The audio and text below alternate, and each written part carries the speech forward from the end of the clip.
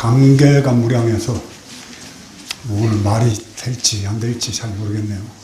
정말 여러분들 모습을 이렇게 보니까 그동안에 내가 느끼지 못했던 정말 저와 여러 봉헌사 신도님들과 여러 신도님과 제가 얼마나 사랑했었는가를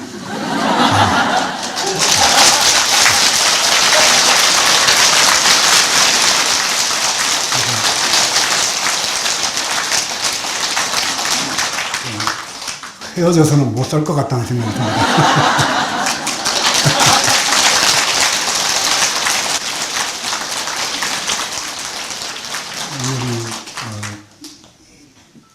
오늘이 1월 3일입니다. 연말 연시죠. 참 바쁜 때입니다. 회사에서는 시무식도 있고 가정은 가정대로 다 바쁜데도 불구하고 350여 분, 또 지방에서 영천에서 대구에서 마산에서까지 이렇게 같이 이 자리에 오신 여러분들께 우선 신년 들어서 뭐 다른 게 뭐 이렇게 건강하셔야지 됩니다. 아주 건강한 것 말고는 뭐 돈도 많이 벌고 뭐 다 직장 올라가고 하면 좋겠지만은 뭐 그런 것보다 우선 여러분들이 1년 동안 전부 무병해서 아프지 않게 이렇게 지내시기를 정말 지극한 마음으로 부처님께 빌겠습니다.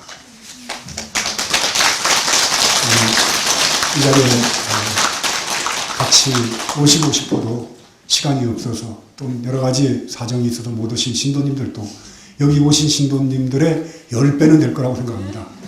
그렇죠? 그래서 그분들께도 돌아가시면 꼭 제가 안부 전하고 건강 발언하는 그런 마음으로 지낸다고 전해주시길 바랍니다. 우선 봉헌사까지 이렇게 봉헌사에서 봉헌사까지 대중공양 요리 공부하는 스님들을 위해서 여러분들이 요즘 바깥 경제도 굉장히 힘들다는데 적지 않은 그런 그 부담을 갖고도 참석해서 이렇게 많은 분이 오신 것에 대해서 우리 스님들도 다들 놀랍니다. 300, 400명이 그렇게 오다니 정말 은긴 스님이 잘나긴 잘나는 것 같아요.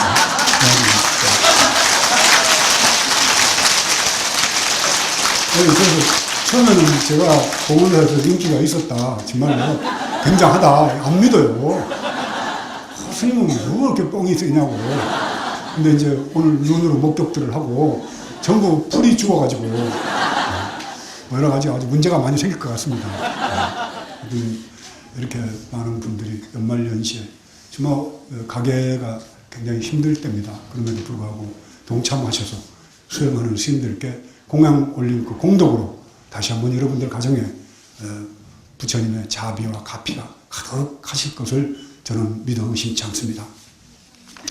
이 대중공양을 이렇게 오셔서 스님들께 공양하는 것을 옛날에 표현을 그렇게 했습니다. 천불 만불에게 공양하는 것보다 무심도행 한 사람에게 공양하는 것이 공덕이 더 크다, 그런 말도 있습니다.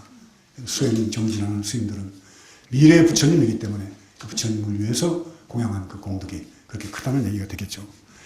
봉황사는 뭐 구구한 역사야 뭐 말할 거 없겠지만은 여러분들이 이제 기록으로 다 보시면 알 것이고, 82년도에 봉황사 문을 막는 거를 제일 먼저 발의한 게 접니다. 우리도 한번 이 가톨릭의 수도원 같이 막고 이 외부인 출입 금지하고 우리끼리 한번 살아보자. 왜 절마다 다 관광지가 되느냐. 막는 걸 발의를 했는데 그때 조실 스님도 반대를 했고 많은 분들이 반대를 했습니다.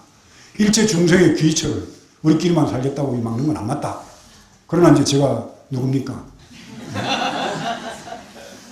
뭐 해가지고 결국은 봉황사를 막아놓으니까 지금 와가지고는 뭐 대한민국 최고의 수행 도량으로 많은 사람들이 그리워하고 보고 싶어하고 오고 싶어하는 그런 도량이기 때문에 그러한 그 복도 제가 지은 사람이에요.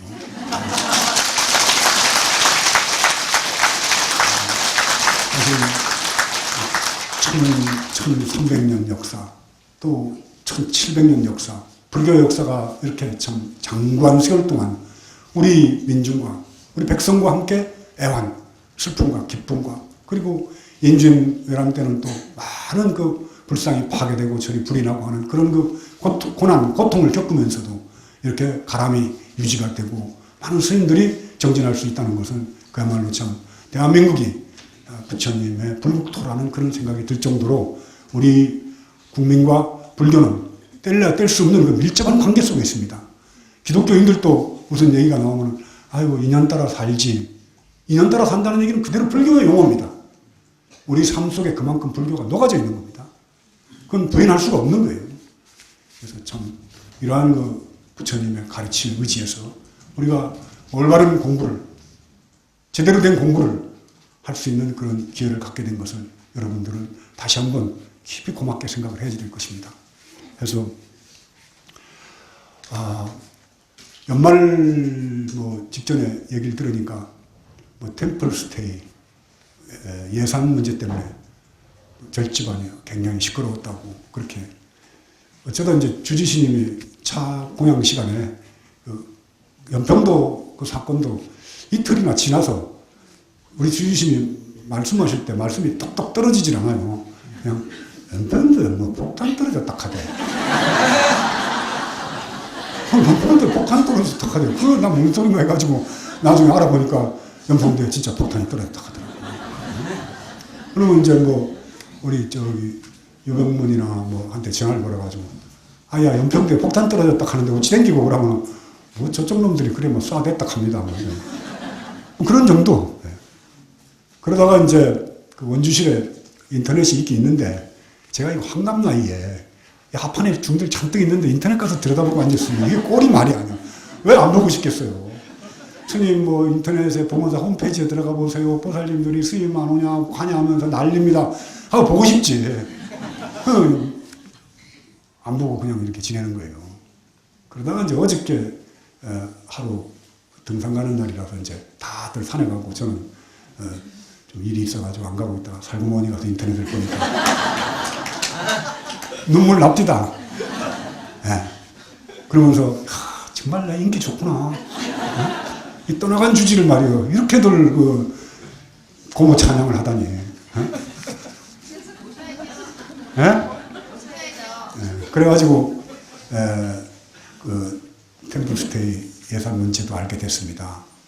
그걸 보면서 저는 우리 이명박 장로가 대통령 되기 전부터 선거운동 하러 다닐 때부터 이 얘기를 했습니다. 선거운동 때 이상득 의원하고 지금 우리 총무원장 자송스님하고 두 분이 지방에서 식사를 선거운동 하러 온 거죠. 밥을 먹을 때 제가 앉자마자 우리 이상득 의원도 수망교회 장로죠. 그러니까 원로 장로랍시다. 원로 장로. 네, 원로 장로입니다. 그럼 이명박 그 후보도 장로고 두 분이 다 장로인데 내가 걱정이 되는 거는 한국 사회가 남북 간의 사상적 갈등으로 해가지고 전쟁의 참화를 겪었다. 그리고 영원한 전라도와 경상도 이러한 그 지역적 갈등으로 해서 많은 에너지가 소비되고 국민들이 서로 호남 영남하면서 지역적 갈등을 겪었고 그 다음에 있는 사람과 없는 사람 간의 계층 간의 이 갈등도 점점 좀 심화돼 가고 있는데 종교 문제가 만약에 겉으로 드러나서 이게 갈등으로 간다면 이 종교는 목숨을 거는 거다. 팔레스타인의 전쟁이 그렇게 참혹한 것은 종교 때문에 그런 겁니다. 그래서 내가 보기에는 대통령이 되더라도 그 문제가 제일 우려스럽다 하니까 이상득 의원이 유념해 주시길 바랍니다. 이렇게까지 얘기를 했었습니다. 이건 사실입니다. 근데 대통령이 되자마자 아니나 다를까 시작된 거 아닙니까? 그때부터 이미 저는 대통령 되기 전부터 얘기를 했고 또 그 문제를 제일 걱정을 했습니다. 야, 이제 서울시를 봉헌한다고 그러다가 말썽을 일으켰는데 이제 나라 전체를 봉헌하고 거기다 끼워가지고 조계종까지 하나님께 봉헌하려 하지 않을까 하는 그런 생각하게 됐었어요. 그런 것들이 점점 현실로 드러난 겁니다. 지도에서 물론 대통령이 지도에서 빼라 소리가 했겠습니까? 지도마다 저를 뺐습니다. 하다못해 이번에 그 G20 때 안내하는 안내장에도 봉헌사 때문에 코엑스에서 G20 행사를 한다고 그래놓고는 안내장에는 봉헌사를 지도도 빼버렸어요. 이게 무식해서 그런 건지 이해가 안 갈 정도의 그 종교적인 편향성 때문에 사실은 재작년에 저희들이 시청 앞에서 20만이나 모여가지고 종교 편향에 대해서 항의하는 집회까지 가졌습니다. 이건 불교 사상 유례가 없었던 일이에요. 어느 시대도 어느 정권 하에서도 지금같이 정부와 불교계가 갈등을 일으킨 적이 없습니다. 3년 전부터 예견했던 겁니다. 근데 템플스테이 예산 때문에 이제 이것이 표면적으로 불거졌는데 저는 한나라당 국회의원들에게 아주 고맙게 생각을 합니다. 돈 60억 때문에 우리가 이제 정신을 차리게 된 겁니다. 정신을 이제. 돈 60억 대한민국 불자들이 조금씩 내면 다 거칩니다. 근데 그동안에 쭉 누적되어 왔던 것이 템플스테이 예산으로 다 표면화가 된 것 뿐이지 사실은 조계종이 돈 60억 때문에 그렇게 난리를 치게 했겠습니까? 어떤 면으로는 그 문제 때문에 이렇게 표면적으로 드러난 것이 좀 어떤 창피를 합니다. 왜 하필이면 템플스테이 예산 안 준다는 것이 표면화되면서 이렇게 정부를 압박하고 정부와 간의 갈등을 갖는가에 대해서는 저도 좀 석연치 않습니다. 그러나 다양스럽게는 생각합니다. 이러한 이 템플스테이 예산 문제가 결국 민족문화를 우리의 전통을 오랫동안 내려왔던 우리 것을 무시하고 짓밟고 함부로 했던 우리들에게 각성을 하게 만드는 계기가 된 것입니다. 그것이 이명박 정권의 기독교 편향 전부 다 지금 목사 정치입니다. 며칠 전에 한나라당 국회의원이 한 분이 오셔서 잠깐 담화를 나눴는데 제일 처음에 검찰총장 청구할 때 천성관이라는 검찰총장 스폰서 검사 우리 참 새로 된 신임 회장님이 검찰 출신이라서 참 검찰 뭐라고도 못하겠네요. 천성관 검찰총장이 세문안교회 성가대 출신입니다. 두 번째로 된 김준규 검찰총장은 수원에 있는 극동방송 사장인 K모 목사님이 추천을 했습니다. 지금도 옛날에도 청와대 추부길 행정관이 그 비서실에 있었지만 지금도 목사가 한두 명 청와대에 들어가 있습니다. 거의 지금 인사 문제가 김준호 목사는 하도 추천을 많이 해서 자격 없는 사람까지 추천을 하다 보니까 이제 결국은 뭐 많이들 이렇게 아웃이 되는 바람에 영향력이 좀 떨어졌다는 정도로 한나라당에서 나온 얘기입니다. 이게 내가 지어낸 얘기가 아니고 이 정도로 기독교가 편향적인 그런 태도를 취하는 이명박 정권이 이제 결국은 템플스테이 예산 60억 그 60억을 받기 위해서 프라자 호텔에서 공길, 안상수, 김영국 이렇게 세 분과 정원장 스님하고 네 분이서 결국은 그 예산을 더 달라고 하는 그런 자리였던 거예요. 그래서 이 좌파 주지 내보내라는 발언이 나온 게 그렇게 해서 결국은 내보냈지 않습니까? 일단은 내보냈는데 돈을 안 주는 거예요. 그러니까 얼마나 화가 나겠어요.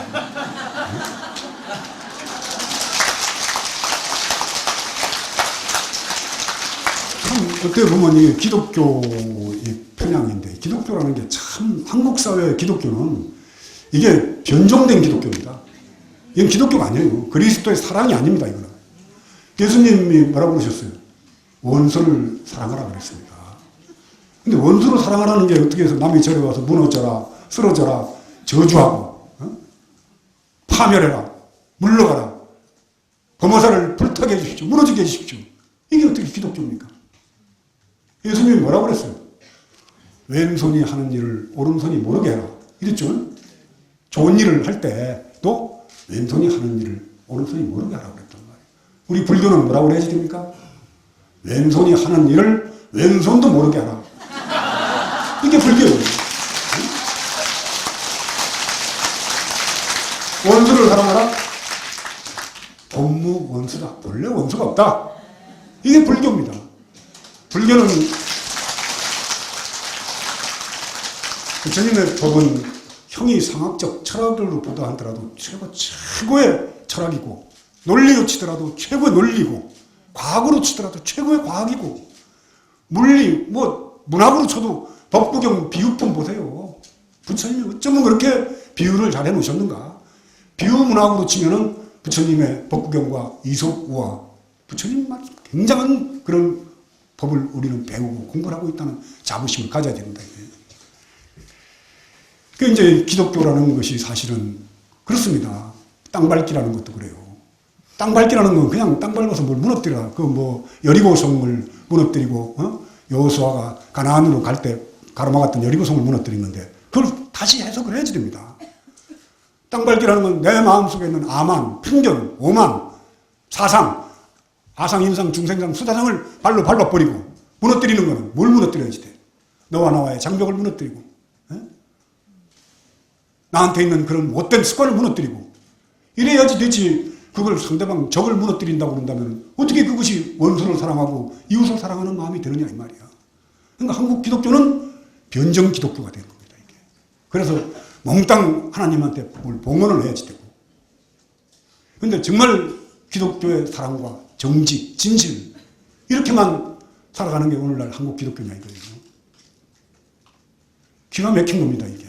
한국 기독교를 바라보고 있으면 정말 저것이 과연 종교의 모습인가? 자, 보십시오. 지금 어떻게 보면 이제 장로 정권이라고 표현할 정도로 이 기독교가 한국 사회를 좌지우지하는. 얼마 전에 기독교 총연합회 회장으로 길자연이라는 분이 당선이 됐습니다. 그 양반이 어느 방송에 나와서 인터뷰를 하는데 그렇게 얘기를 했다고 그래요. 7대 종단 협의회가 있습니다. 만남이 있어요. 우리가 거기 왜 나가는 줄 아냐? 대화하러 나가는 게 아니다. 복음을 전파하러 나간다. 복음인지 볶음인지 모르지만 그렇게 오만무리하다 이 말이에요. 그러면서 대통령도 기독교요, 여당 대표도 기독교요, 야당 대표도 기독교요, 총리도 기독교요, 무엇도 기독교요, 국회의원도 3분의 2가 기독교요. 이제 하나님 나라가 됐다는 이런 식의 표현을 하는 거예요. 그러면 기독교 국가가 돼서 정말 좋으냐 이 말이에요. 지금 아마 어떻게 보면은 이명박 정권이 바뀌고 새로운 정권이 들었으면은 이 떨어질 대로 떨어진 도덕성, 떨어질 대로 떨어진 이 도덕성 회복하는데 아마 5년은 걸릴 겁니다. 옛날에는 위장전입 하나만 가져도 김대중 정권이나 노무현 정권 때는 총리를 못하고 결국은 청문회에서 낙마하고 말았습니다.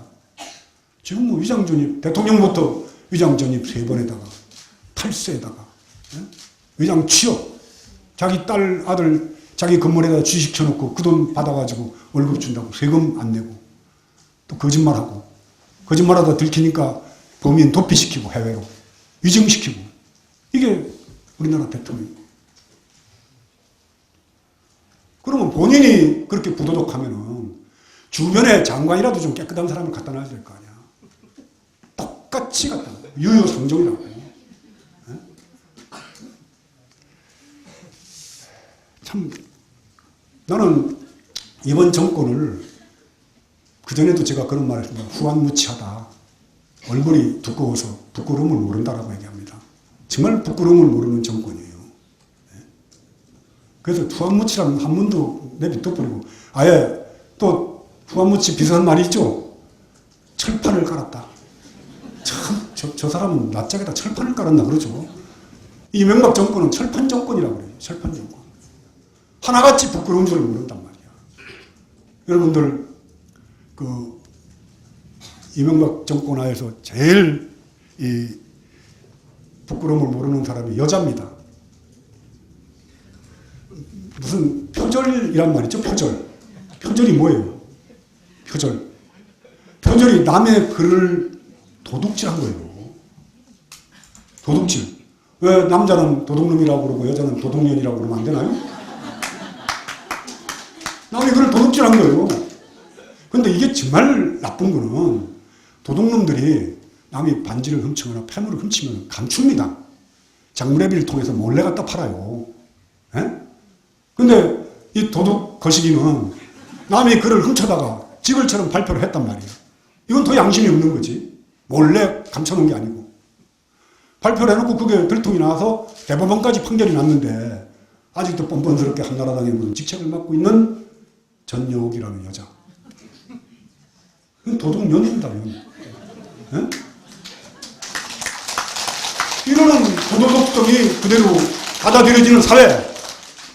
이게 부처님 나라, 이게 기독교 나라예요? 공정택 같은 사람은 아마 건국 이후에 최고의 교육계 아주 이 파렴치한 행위를 저지르다가 쫓겨난 사람입니다. 한나라당에다 적극적으로 밀어가지고 된 사람이에요. 첨성관 대법 검찰총장 내정자. 또 보세요. 대법관, 헌법재판관. 그러면은 대통령까지 탄핵시켜가지고 운명을, 나라, 국가의 운명을 바꾸는 자리입니다. 그렇기 때문에 어떻게 보면 대통령보다 더 위에 있는 게 헌법재판관이에요.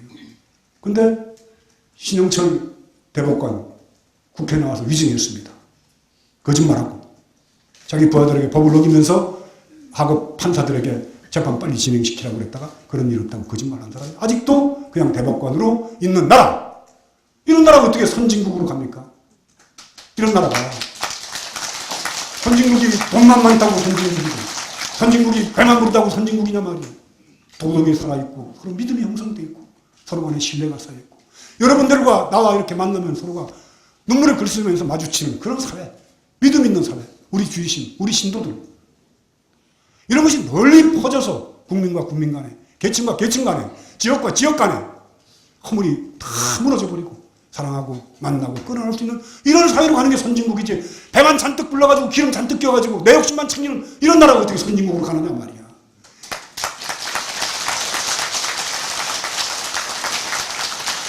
이게 말이 안 되는 게 말이 안 되는 게 청와대에서 대포폰을 썼다. 대포폰이 뭡니까? 조직폭력배나 사기꾼이나 도둑놈들이 쓰는 게 대포폰입니다. 신분을 들키지 않고 통화를 하기 위해서. 청와대 직원이 대포폰을 쓰는 나라가 어디 있어요?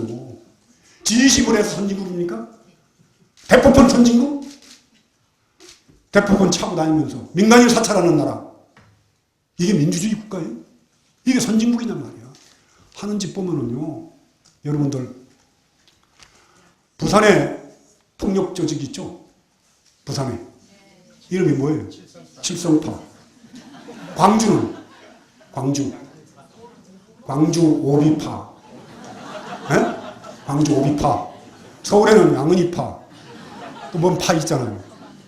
근데 우리가 놓친 게 포항에 형제파라는 조직이 있다는 거예요.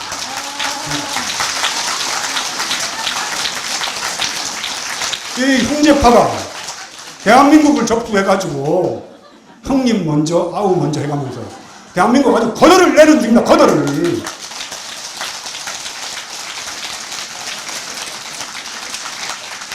대포폰 차고 다니면서 민간인 사찰하고.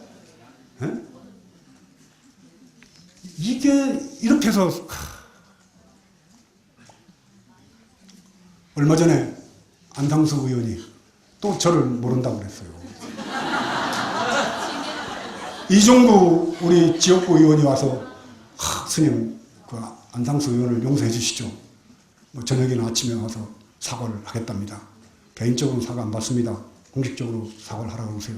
그래서 나온 게 기억엔 안 나지만은 사실이라면 사과하겠다. 그래서 제가 그때 사과라고 한 건데 저게 벤지 참외인지 모르겠다라고 그랬죠. 에? 그러더니 지금 와가지고 또 저를 모른다는 거예요. 이 말을 자꾸 뒤집어요. 그래서 나는 안상수 의원은 별명을 빈대떡 의원이라고 붙여주고 싶어요. 빈대떡은 뒤집으면 뒤집을수록 고루고루 익어가지고 맛있지만은 말은 뒤집으면은 신뢰를 잃고 믿음을 잃어서 패가 망신하는 길이기 때문에 안상수 의원은 그만 빈대떡을 그만 뒤집으라고 그러죠. 참 불쌍하기도 하고 안 듣기도 하고 뭐 무슨 얘기를 들어보니까 뭐 보온병에다가 뭐 자연산을 넣어가지고 어디 뭐 가다가 다쳤다 하던가 뭐 그렇다. 내가 요새 뉴스를 잘 모르니까. 그리고 뭐 전쟁 나면은 군대를 간다고 그러는데 전쟁 나서 군대 가면 늦습니다. 훈련 받아야 되니까. 지금 가서 훈련 받고 전쟁 나면은 맨 앞장서야지. 맨 앞장서도 괜찮은 게 안상수 의원 같은 사람은 얼굴에 설판을 깔았기 때문에 총알이 날라와도 까딱 없을 거예요. 그렇죠?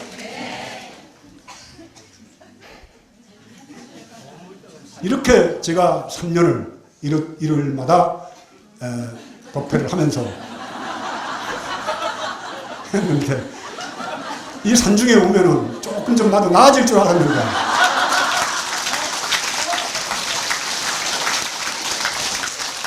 나아지기는 그냥 병이 더 도져가지고 아니 그렇죠. 좀 중증 환자 같죠.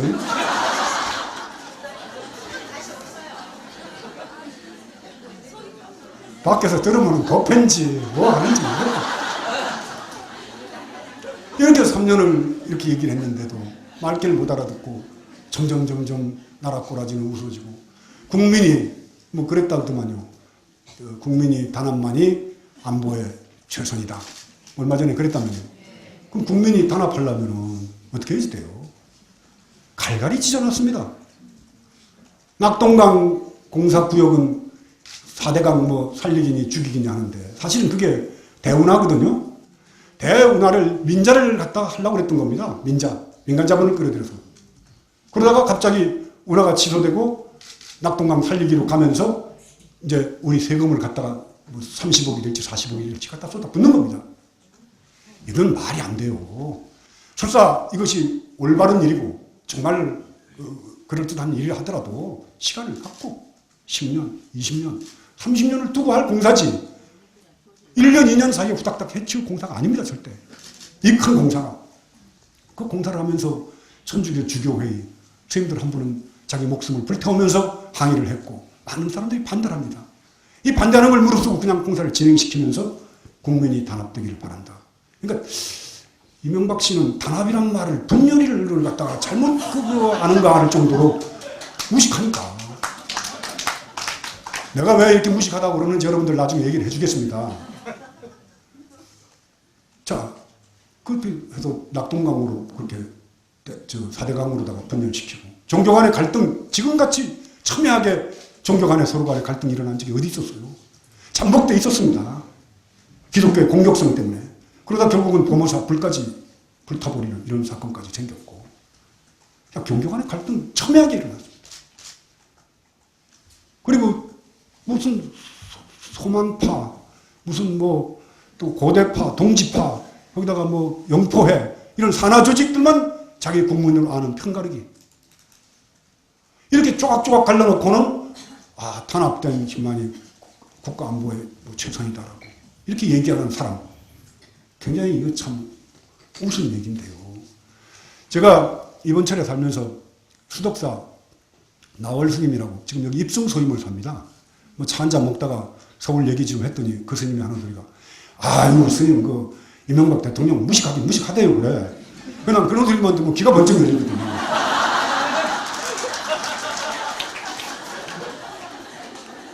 그럼 뭐가 그렇게 무식해 그러니까는 원담 스님이라고 수덕사 계시던 스님 2년 전인가 돌아가셨죠? 법장 스님하고 아마 지금 이명박 씨하고는 뭐 서로 교감이 또 있었고 해서 거기를 아마 들렸던가 봐요. 들려가지고 초상난 절에 가면 만장 쓰죠. 만장을 쓰는데 이명박 씨가 만장을 쓰는데 옆에서 이제 비서관이 이제 뭐 어떻게 쓸까 그러니까 원담 스님 극락 왕생 하십시오 이렇게 쓰면 됩니다. 그러니까 원담 스님 극이 아니고 기억이 아니고 이응 락이 아니고 낙. 그러니까 옆에 비서관이 기억이 아니고 이응입니다. 그러니까 그거 낙으로 바꾸더랍니다. 그래서 나는 그게 거짓말일 수도 있고 해서 아니 그거 정말 맞는 얘기야? 그러니까 스님 그 옆에 누구 스님도 있고 누구 스님도 있었다는 거예요. 여러분들 극락이라고 쓸 때 이응자 붙여서 극락이라고 쓰는 사람 손을 한번 들어보세요.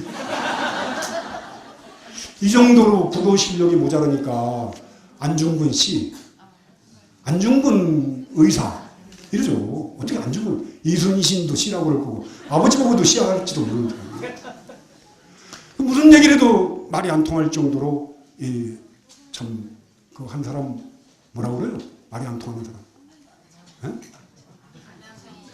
아나무인. 말이 안 된단 말이야. 옛날에 아무리 말해도 말 안 듣는 사람을 마이동풍, 또 우이독경 이렇게 얘기를 했어요. 우이독경. 그 이제 저번에 누가 와서 스님 올해 신년도에 사자성어를 뭐라고 그러실랍니까? 그 이제 3년을 그렇게 내가 법회 때마다 꾸짖고 얘기해도 말을 안 듣더니 드디어는 불교계와 저렇게 아주 정말 갈라설 수 없을, 돌아설 수 없는 그 정도 선까지 이렇게 지금 갈등을 갖고 있는 것 자체가 말을 안 들어서 그렇거든요. 그래서 그 우의독경이 좋겠다 싶었는데 요즘에 너무 불쌍하잖아요. 그 소가 무슨 죄가 있어요? 소가. 그것도 뭐 들판에서 놀아다니면서 키운 게 아니라 좁은 데 가다 놓고 살찌게 만들려고. 그러니까 소를 비만에 걸리게 하는 겁니다. 비만이 걸리다 보니까 소가 면역성이 떨어져가지고 구제역 같은 거 저런 게 돌아버리면 그냥 그대로 막 퍼져나가는 거예요. 인간이 저지른 죄입니다, 이게. 인간의 욕망, 욕심. 사람 안 먹고 가만 놔두고 밥만 먹이면 살찔 거 아니에요. 소를 그렇게 키우다 보니까 서서 꼼짝도 못하니까 이 발굽 같은 데 이런 데가 전부 다 헐어가지고 보통 난리가 아니에요. 닭도 조금 데 가다 놓고는 낮에도 불 켜놓고 해서 알 낳는 거 그거 먹으니까 전부 독입니다, 독. 그렇게 해가지고 전염병 돈다고. 미리 그러면 구제역이 생기면은요, 그 전에 김대중 정권 때 구제역 생겼을 때는 수출 이거 뭐고 다 필요 없다. 무조건 예방주사를 놔라. 이런 예방주사를 놔가지고 막 막아버렸습니다. 근데 우리 이명박 씨는 수출 안 되면은 이게 왜 돈벌이, 경제만 생각하는 사람이니까. 그러니까 어떻게든지 해서 예방주사를 놔버리면 2년 동안 수출을 못 합니다. 이제 청정 지역에서 빠져나오기 때문에. 그냥 놔뒀다 이게 전국적으로 지금 구제역이 확산돼가지고. 이 난리입니다, 난리. 그렇게 불쌍한 소를. 그리고 소가 말 안 듣습니까? 밭도 갈고, 수레도 끌고, 이랴 하면 말도 듣고. 말이 말 안 들어요? 마이동풍? 그것도 안 맞는 소리예요. 개도 말 잘 들어요. 닭도 구구 하면 모이 먹으러 나옵니다. 인간 주변에, 사람 주변에 제일 말 안 듣는 게 쥐입니다.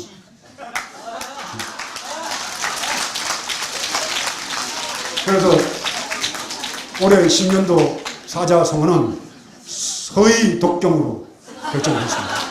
쥐, 귀의 경륜기. 아시겠죠? 예?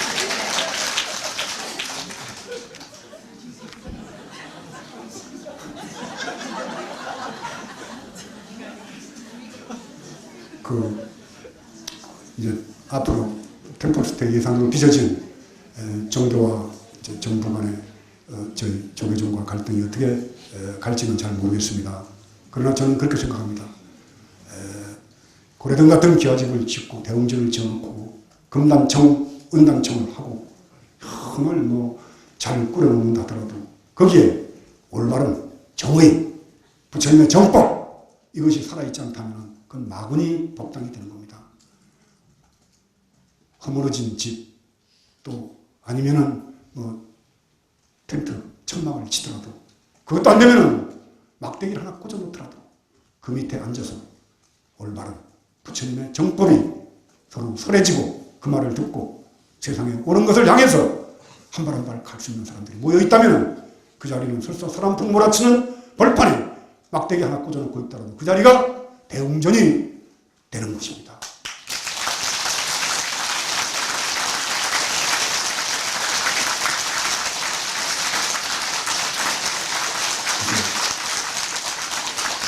공사 시대 여러분들은 살아있는 정신, 살아있는 정신으로 또 세상을 위해서 안타까운 것을 보면 마음 아파할 줄 아는 어려운 사람을 보면 보시하고 도와주는 이러한 정신으로 하루하루를 살아가는 그런 정말 훌륭한 불자가 되어야 될 것이며